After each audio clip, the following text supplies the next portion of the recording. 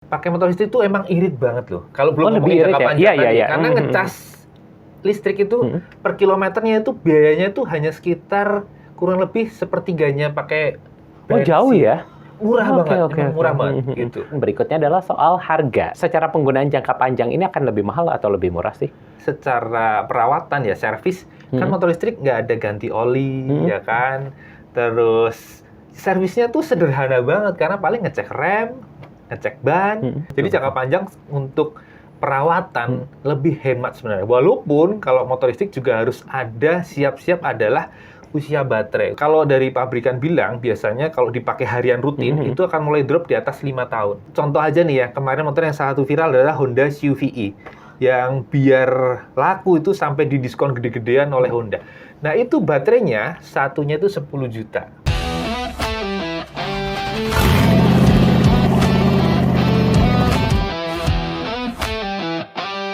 Hai sahabat Sonora, apa kabar? Kembali lagi bersama dengan saya Hans Christian tentunya di Klinik Otomotif Sonora kerjasama dengan Grid Auto. Kali ini kita akan kembali membahas seputar topik-topik terkini dunia otomotif dan kali ini mungkin menjadi salah satu materi yang cukup penting untuk bisa Anda simak terutama yang lagi pengen beli motor baru. Motornya adalah motor listrik. Nah, kira-kira apakah worth it untuk dipakai seharian dan kira-kira apa yang perlu kita ketahui? Saat ini Hans sudah bersama dengan Mas An dari Grid Auto selaku host ya, yang biasa TV, ya. host Otomotif TV Iya. ya. Ini yang biasa membawakan sudah sangat rutin ya. Ini motor-motor listrik ada apa aja seperti apa. Tapi sebelum nanti kita bahas Mas An mengenai motor listrik ini, kalau Hans ngomong motor listrik, apa yang pertama kali terlintas di pikiran Mas An?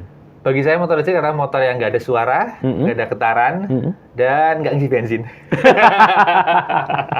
Tapi kadang suka bikin kaget nggak sih Mas? Kita lagi nyebrang tiba-tiba ada motor listrik gitu ya. Nggak kedengeran soalnya. Betul banget sih itu emang. Kadang-kadang ngagetin. Kadang-kadang ngagetin tiba-tiba ada gitu ya. Nah, tapi Mas Han, kalau kita ngomongin soal motor listrik, udah pernah coba secara langsung? Cukup sering. Cukup sering. Sehari-hari jangan-jangan udah pakai motor listrik nih? Enggak sih, cuma kemarin-kemarin pas ngetes motor listrik ya tiap hari pakai motor listrik. Oh, tiap hari pakai motor listrik Iya. ya. Kali-kali kalau mau tes ajak Hans ya. Oh, bisa. Nanti saya mampir ke sini.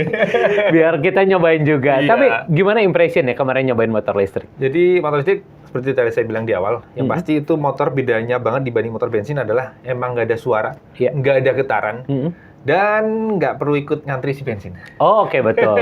Tapi lama aja nungguin ngecasnya ya. Betul banget, harus tinggal tidur aja mendingan. Betul. Nah, ini Mas An, ada banyak sahabat Sonora juga yang masih bingung antara motor listrik dan juga sepeda listrik. Ini apa perbedaannya dan apakah sebenarnya secara fungsi sehari-hari ini sama untuk bisa digunakan? Oke, bedanya motor listrik dan sepeda listrik sebenarnya utamanya adalah secara aturan itu sebenarnya kecepatan maksimalnya. Kalau sepeda listrik itu tidak boleh lebih dari 25 km per jam. Oh, oke. Kalau motor listrik lebih dari itu. Walaupun kenyataannya di lapangan banyak juga sepeda listrik yang bisa lebih dari 25 km per jam. Oke. Terus lainnya adalah biasanya kalau yang spek sepeda listrik ada pedalnya. Oh, oke, buat cadangan ya? Iya, jadi bisa digoes. Iya. Walaupun kadang pedal bagian yang bisa digenjotnya nggak dipasang. Oke. Terus berikutnya pastinya ini ya, plat nomor. Oke. Yang sepeda listrik kan nggak pakai plat nomor ya. Kalau yang motor listrik pakai plat nomor. Oh, oke. Nah, artinya kalau dia nggak ada plat nomornya, apakah artinya sepeda listrik ini tidak boleh melintas di jalan raya? Betul sih aturannya, karena cukup bahaya ya, karena kecepatannya pelan gitu kan. Jadi sebaiknya emang di jalan-jalan yang kecil-kecil aja sih, jarak dekat gitu. Maksudnya mau ke warung gitu ya, mau ke depan. Iya, karena kalau kecepatannya juga rendah, di jalan raya yang emang kondisi lalu lintasnya pada kencang-kencang malah bahaya kalau terlalu pelan di pinggir kan. Betul. Gitu. Nah, tadi kita udah bahas apa bedanya motor listrik dan juga sepeda listrik. Nah, ini kita mau compare antara motor listrik dan juga motor konvensional yang masih menggunakan bensin. Secara teknologinya itu sendiri, adakah perbedaan yang cukup signifikan antara motor listrik dan juga motor konvensional? Jadi yang pasti beda adalah sumber tenaganya. Kalau motor listrik kan pakai baterai ya, listrik. Kalau motor ICE atau motor yang pakai pembakaran dalam adalah kan pakai bensin ya. Jadi di situ perbedaan utamanya sih sebenarnya. Oke. Gitu. Itu aja ya sebenarnya yang Iya. membedakan. Tapi dari segi teknologi misalnya fitur-fitur ada yang membedakan lainnya kah? Sebenarnya beberapa motor ada yang beda, tapi itu sebenarnya tergantung pabrikannya ya. Karena ada juga fitur-fitur yang tadinya biasa di motor bensin, di motor listrik juga ada. Tapi ada juga yang fitur di motor bensin nggak ada, di motor listrik juga ada. Oh. Kayak contoh, yang banyak bisa ditemukan di motor listrik adalah fitur buat mundur.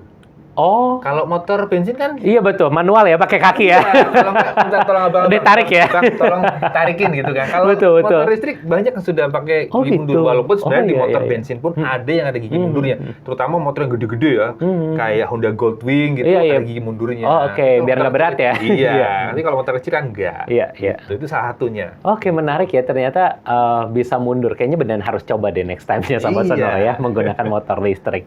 Nah, tapi juga tentunya dalam membeli motor listrik menjadi hal yang perlu dipertimbangkan berikutnya adalah soal harga. Ya. Sebenarnya lebih mahal atau lebih murah? Kalau misalnya kita compare dengan perawatannya, lalu juga suku cadangnya, dan lain-lainnya, secara penggunaan jangka panjang ini akan lebih mahal atau lebih murah sih?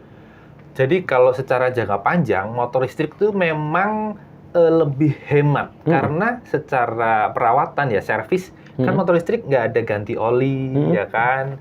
Terus servisnya tuh sederhana banget, karena paling ngecek rem, ngecek ban, nggak serumit motor bensin yang misal harus bersihin ruang bakar, tadi ganti oli, belum lagi nyetel klep. Kalau motor listrik kan nggak perlu. Jadi jangka panjang untuk perawatan lebih hemat sebenarnya. Walaupun kalau motor listrik juga harus ada siap-siap adalah usia baterai. Usia baterai itu kan ada maksimalnya kan. Kayak kita pakai HP kan lama-lama juga drop dong. Nah, itu yang harus dipikirkan buat yang punya motor listrik itu usia baterai sih. Oke, gitu. usia baterai ini berapa nih kira-kira biasanya harus diganti? Kalau dari pabrikan bilang biasanya kalau dipakai harian rutin itu akan mulai drop di atas 5 tahun. Oke. Dan biasanya akan mencapai maksimalnya sekitar 8 tahun. Oke. Itu masih bisa dipakai, masih bisa jalan, tapi ya udah jarak cepat temunya, ngedrop ya? Iya, udah tinggal pendek gitu. Oke, jadi ini bisa diperhitungkan nantinya sahabat Sonora untuk Anda yang mau dipakai 5-8 tahun ini harus ganti baterai, kira-kira bagaimana dengan budgetnya gitu ya. Nah, tapi sorry, nambahin. Tadi masih berhubungan dengan itu, lebih hematnya juga adalah biaya penggunaan hariannya. Pakai motor listrik itu emang irit banget loh. Kalau belum ngomongin jangka panjang tadi, karena ngecas listrik itu per kilometernya itu biayanya itu hanya sekitar kurang lebih sepertiganya pakai bensin. Oh, jauh ya? Murah banget, murah banget gitu. Belum lagi suku cadang kalau servis juga yang diganti lebih sedikit ya. Iya, itu. Nah, ini juga menjadi menarik adalah ketika ngecasnya. Tadi kan memang jadi problem ya dari baterai ini memang 5-8 tahun kita harus ganti. Nah, tapi untuk proses pengecasan sendiri di Indonesia saat ini apakah sudah semakin dipermudah kah atau misalnya masih cukup repot nih untuk proses pengecasan ini? Oke, jadi kalau itu tergantung model motornya. Karena untuk baterai ini, motor listrik itu ada 2 skema ya. Ada yang model tukar baterai, jadi kita tinggal swap gitu, itu akan simple. Oke. Yang kedua ada yang model yang ngecas sendiri. Nah, kalau ngecas sendiri ini cenderung memang lumayan lama ya, karena kisarannya kalau dari habis sampai full itu bisa di atas 4 jam. Tergantung besaran chargernya. Kalau bawaan motor biasanya kalau dari kosong bisa 5, biarkan ada yang 8 jam, itu lama ya kan. Jadi memang itu jadi salah satu handicapnya punya motor listrik sih. Tapi kalau pakai yang ngecas sendiri tadi itu yang bikin ongkos per kilometernya memang murah banget. Beda dengan tadi yang model swap, itu emang cepat ya, tinggal tuker ya. Tapi itu sebenarnya biayanya itu nggak beda jauh dengan motor bensin, karena emang itu skema bisnisnya ada jualan listrik. Jatuhnya. Makanya cepat, simpel, tapi biayanya lebih mahal. Oke. Jadi kembali lagi kira-kira mau pakai model swap atau model cas ya? Iya. Nah, ini kalau misalnya tadi baterainya nih 5-8 tahun kan kita harus ganti baterai. Kira-kira seberapa mahal sih untuk ganti baterai ini? Sama kayak beli motor barunya nggak sih? Nah, jadi baterai di motor listrik itu memang komponen termahal. Jadi rata-rata minimal tuh 40% dari harga motornya. Buat contoh aja nih ya, kemarin motor yang salah satu viral adalah Honda CUV-E. Yang biar laku itu sampai didiskon gede-gedean oleh Honda. Nah, itu baterainya satunya itu 10 juta. Padahal dia pakai 2 baterai, artinya 20 juta. Motor-motor lain pun kurang lebih mirip-mirip lah, tergantung pabrikannya gitu. Nah, ini kalau misalnya kita ngomongin soal jarak tempuh juga menjadi penting untuk orang-orang yang kerjanya sehari-hari cukup mobile ya. Misalnya tinggalnya tidak di Jakarta, di Tangerang, lalu juga di kota-kota penopang lain yang kerjanya di Jakarta yang jaraknya cukup jauh. Ini sebenarnya apakah memungkinkan untuk mereka menggunakan motor listrik? Apakah sejauh itu motor listrik bisa menempuh perjalanan?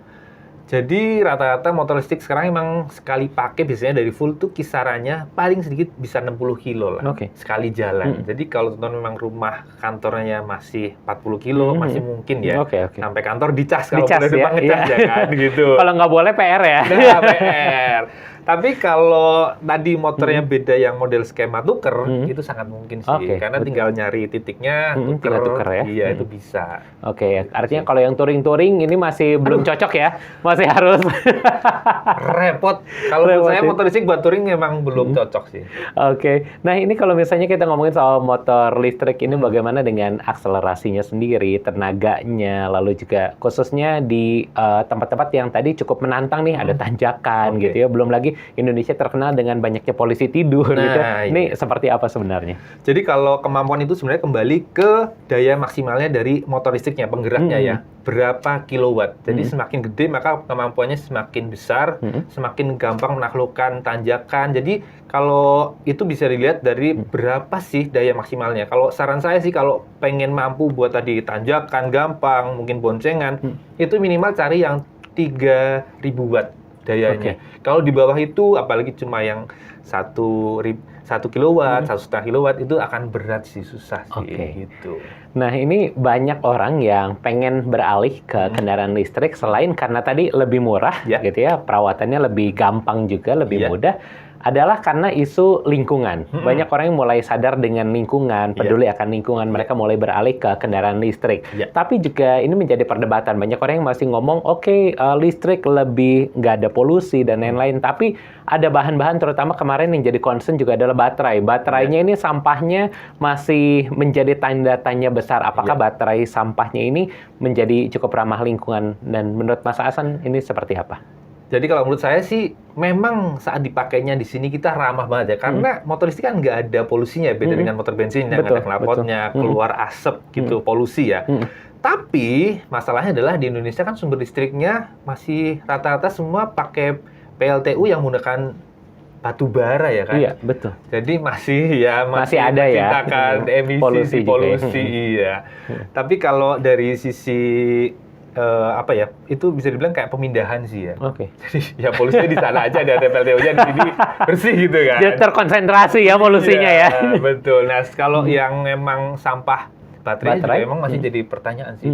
Nanti ke depannya akan seperti apa pengolahannya, karena di luar pun kayak di negara-negara yang sudah banyak pakai kendaraan listrik juga kan jadi kendala kan pengolahannya, karena itu sangat beracun juga kan. Iya, betul. Ya, itu ya masih kita tunggu bersama sih sebenarnya. Masih menjadi PR dari pemerintah ya. Betul. Untuk bisa mengelola, karena kita dengar-dengar juga ada yang mulai bisa diolah jadi misalnya untuk di rumah gitu ya, untuk genset ini katanya. Cuman kita masih menunggu implementasinya di Indonesia seperti apa ya Mas An ya. Betul. Nah, ini juga kalau misalnya kita ngomongin soal subsidi dari pemerintah, pemerintah juga terus menggenjot masyarakat untuk bisa beralih ke kendaraan listrik. Salah satunya dengan pemberian subsidi untuk pembelian dari kendaraan-kendaraan listrik. Apakah ini cukup efektif untuk bikin orang mau beralih dari bensin menjadi ke listrik?